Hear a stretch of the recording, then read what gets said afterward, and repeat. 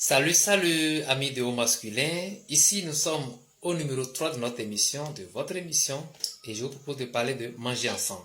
Femme, mari, et enfants, si vous voulez. Alors, il y a Jean Trémolière, un éminent professeur nutritionniste français, qui est d'ailleurs connu comme l'un des pères de la nutrition en France, qui dit que on est amis que quand on mange ensemble. Je suis d'accord avec lui. Et il y a aussi des gens sur le net qui ont illustré cela, notamment aller dans Cuisine Thérapie, vous allez avoir des illustrations sur cette citation-là. Alors, un exemple simple. Quand on fait une nouvelle connaissance, généralement, on se dit, ben, écoute, est-ce qu'on peut prendre un morceau ensemble? Est-ce qu'on peut boire un café ensemble? Ou des gens comme moi qui ne prennent pas le café, est-ce qu'on peut boire une bière ensemble? Alors, c'est une occasion pour échanger les valeurs, échanger nos cultures, échanger nos références et tout. Et ça fait ami, ça resserre les liens. C'est donc praticable, c'est applicable à la famille, au couple, à la vie de famille, donc, y compris les enfants et tout. Et à l'occasion, on communie au-delà du repas, on communie spirituellement aussi, parce que il y a des vibrations, des énergies, le faire ensemble qui se pratique.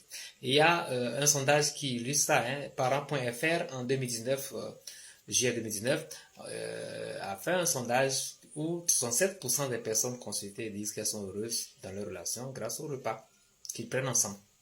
Et implicitement, quand vous êtes plutôt dehors, tendance à vivre au dehors entre griffes, vous prenez plus des repas, des occasions de manger ensemble au dehors avec d'autres personnes, ça dilue votre opportunité de resserrer les liens en couple, en famille, à la maison. Et revenant au couple, faire aussi la cuisine ensemble optimise ce que je suis en train de dire là. Et moi, par exemple, tout king que je suis, je trouve ma façon d'aider Syrah, mon épouse, à faire la cuisine. Je sais allumer le gaz, je sais allumer le feu, donc gérer le gaz pour le faire du feu. Je sais découper les oignons, je sais aussi apprêter le petit poisson qu'elle utilise pour moi parce que je ne mange pas de viande. Donc, trouvez votre formule à vous pour faire la cuisine ensemble. Parce qu'en fait, cuisiner, c'est mettre de l'amour dans les plats. Donc, quand on le fait ensemble, on mutualise déjà notre amour à travers la cuisine et après, on vient prendre le repas ensemble.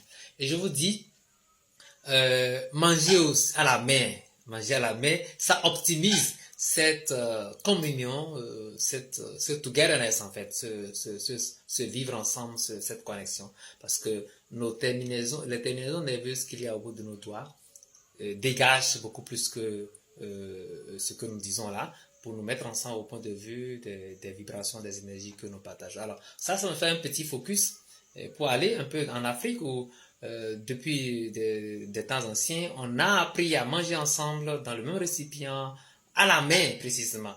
Et cela nous permet d'apprendre à vivre ensemble. Et même, c'est toute une initiation en fait qu'il y a derrière. Je vous donne quelques exemples. Vous voyez, quand on baisse les yeux, par exemple, en présence des adultes, quand on mange, c'est un exercice en fait à la curiosité, à résister à la curiosité. Et quand on tient le bol de la main gauche pendant qu'on mange avec la main droite, c'est un exercice à l'humilité, à la politesse. Et puis aussi, le fait de ne pas se précipiter sur le repas parce que vous êtes nombreux à manger, ça vous exerce à la patience. Et enfin, le fait d'attendre de manger la viande à la fin, c'est un exercice contre la gourmandise, contre l'appétit exagéré et tout. Et Mbappé, dans ses écrits, nous rapporte tout ça et on peut en apprendre davantage. Alors, couple, mari-femme, apprenez à manger ensemble pour être marié au quotidien, renforcer votre relation. Et au mieux, faites la cuisine ensemble. Ça va vous mettre davantage ensemble, vous connecter davantage. Salut, salut.